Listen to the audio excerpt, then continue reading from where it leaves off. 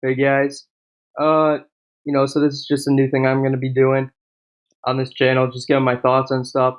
So, I wanted to give my thoughts on the NBA Finals. The Cleveland Cavaliers just won 2016 NBA Finals just about a week ago. If you didn't already know, it was an amazing series, man. Game seven was one for the ages. Uh, you couldn't have asked for a better game. Anybody's game down the line, super impressive. Um, it's interesting because game one through six were practically blowouts. You know, so it's interesting that game seven was as close as it was um, on Golden State. Home floor. The Cleveland Cavaliers just I mean, that was incredible what LeBron James did. He led both teams in points, assists, rebounds, steals, blocks. I think, man, he finally brought one home. For the land like he promised. That was incredibly fun to watch. I'm not a fan of either team particularly, but I'm a fan of basketball in general, and I couldn't have asked for a better series than what I got.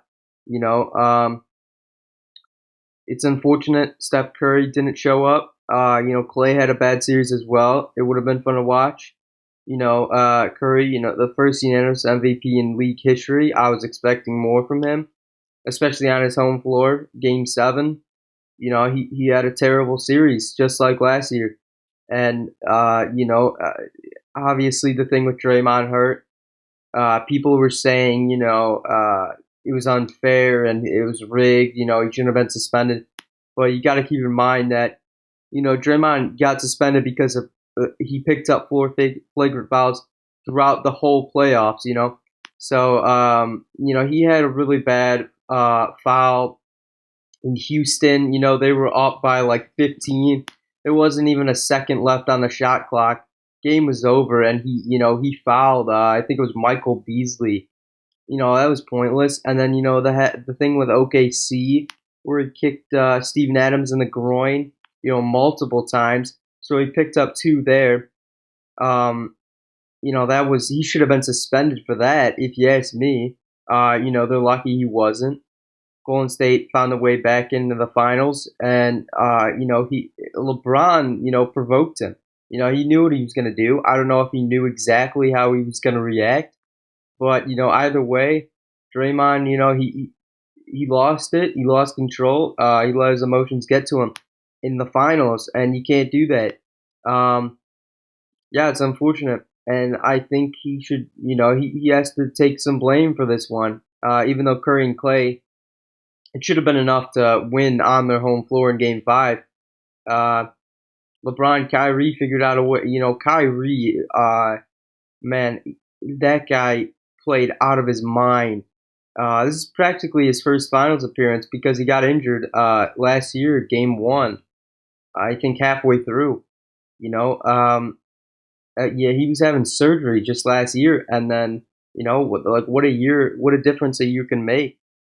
And then Kevin Love obviously was injured again last year, and he stepped up game seven. He had a bit of a shaky performance all the way through, but that's normal for your first finals appearance.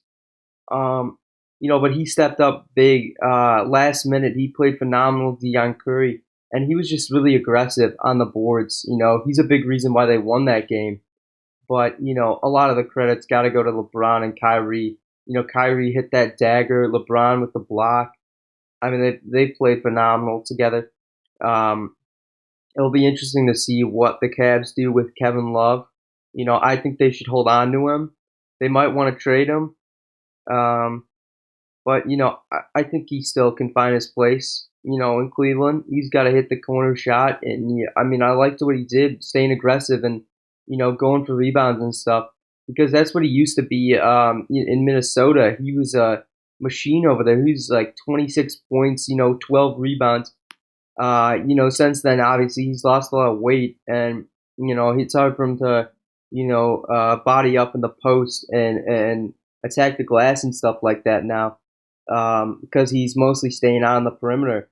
But game seven, he showed it. He still got it in him. I mean, he had like 14 rebounds or something like that. Yeah, I mean, he played really well, especially on defense, which is you wouldn't expect to see that. Such a big guy. He moved his feet so well, and if Curry made that shot on him, it would have been a tie game. Who knows what was going to happen? Like I said, it was anybody's game. I don't know how you can call it rigged. I know there's a lot of people saying that. There's definitely some questions. But I don't know how you can say you can technically rig LeBron and Kyrie going off, 40 plus points back to back games. Curry, Clay choking. I don't know. I don't see it. The Cavs came back from a 3-1 deficit against a 73-win team. I mean, it was incredible. It was incredibly fun to watch, and I don't think you can call that rigged. I know Game 6 was back in Cleveland. Curry, fouled out. The MVP. He didn't get any calls. I thought that was a little cheap. I don't know what was going on with there. I understand that. You know, but he had like three fouls that should not have been called, especially because he's the MVP. He had a strip on Kyrie that was completely clean. I think that was ridiculous. It's unacceptable. Curry is the reigning MVP. He's got to get some calls, especially Game 6 of the NBA Finals. And then he lost it. He lost his temper, threw his mouth guard, got ejected for the first time in his career. Um, it was just it's odd to witness. Um, yeah, I don't know what's gonna happen with Golden State. They've got a hard off season. Got to make some big decisions. Harrison Barnes played terribly. Of course, they were a bit injured. Andrew Bogut has to recover. Um, he's big for them in the defense. He's a rim protector and he gets some rebounds. Because Golden State, you saw what happened with OKC almost pulling out the win because they're big guys. Um, yeah, Bogut, that injury was huge for them. And then obviously Andre Iguodala, uh, he's he got injured. He hurt his back. He wasn't 100% out there. And then some people might say Curry was injured. Whether his wrist or his ankle. He's got all this stuff going on. I mean, he said he was fine and he wasn't going to use that as an excuse. But I don't know. I mean, I still think he should have been able to, perform better than he did, especially in the finals. That's 2 years in a row where he's really struggled. So, yeah, I mean, I'm giving most of the blame to Draymond because he wasn't there for Game 5.